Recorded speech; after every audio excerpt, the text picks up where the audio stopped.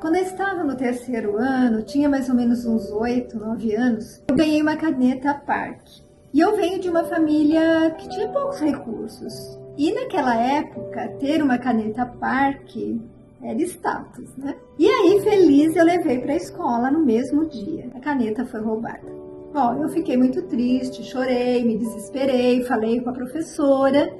E ela então pediu que todas as crianças arrancassem uma folha do caderno, colocassem debaixo da carteira, fizesse um rolinho com ela e jogasse no lixo, para que a pessoa que estivesse com a caneta ia ter a oportunidade de descartar, né, a caneta sem chamar atenção. E assim foi feito. Depois a professora abriu folha por folha, mas a caneta não apareceu. E eu, desesperada, só chorando. Voltei para casa e à noite, quando eu fui fazer as minhas orações, eu pedi a Jesus que no dia seguinte a criança que tinha roubado a minha caneta Parker aparecesse na escola com os cabelinhos todos em pé. E eu tinha muita fé que isso ia acontecer, porque o meu pedido era justo, então Jesus ia me atender. Dormi tranquila. No dia seguinte, a caminho da escola, eu comecei a imaginar como seria o meu encontro com aquela criança que tinha roubado a preciosa caneta, e ela com o cabelo todo em pé. Eu fui dominada por um sentimento de pena muito grande, porque como ela seria denunciada ali, todos saberiam que ela era ladra.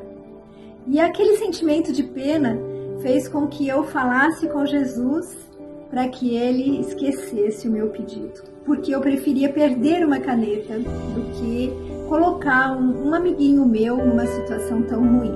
Hoje, quando eu passo por alguma situação onde eu ajo de uma forma que eu mesma me condeno, essa criancinha de 8, 9 anos que eu fui, parece que vem puxar a minha orelha. E eu me lembro desse episódio. Tão marcante ele foi, porque eu senti naquele momento uma paz muito grande. Eu senti como se estivesse fazendo a coisa certa, que o mais importante era aquela criança. E aí eu encontrei uma outra história que mostra o lado do ladrão.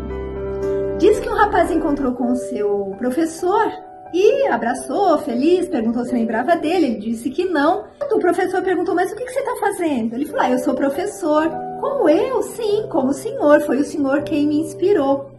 E ele diz, mas em que momento eu te inspirei a desejar ser um professor? Ele falou, uma vez o meu amigo veio com um relógio muito bonito, eu senti inveja e roubei aquele relógio. E ele contou para o senhor pediu que nós formássemos uma fila e passaria revistando um por um. Pediu, no entanto, que todos fechassem os olhos. E assim foi feito. Quando o senhor chegou e colocou a mão no meu bolso, obviamente encontrou o relógio. Mas o senhor continuou revistando um por um dos meus amigos. Ao término, o senhor pediu que abríssemos os olhos e disse, eu já estou com o relógio. Aí o senhor fez uma preleção, nos falando sobre os valores morais, sobre as condutas corretas, etc. E não falou nada sobre quem havia roubado o relógio. E aquele dia foi determinante na minha vida, onde eu seria declarado ladrão.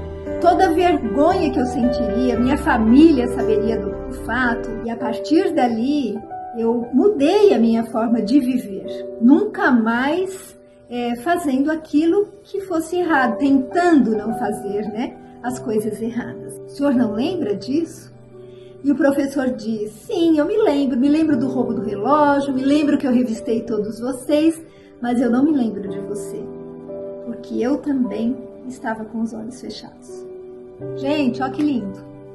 O professor não quis julgar, não quis condenar, por isso ele fechou os olhos.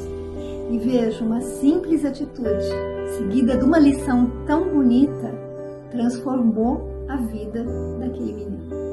Vamos refletir? Fique com Deus.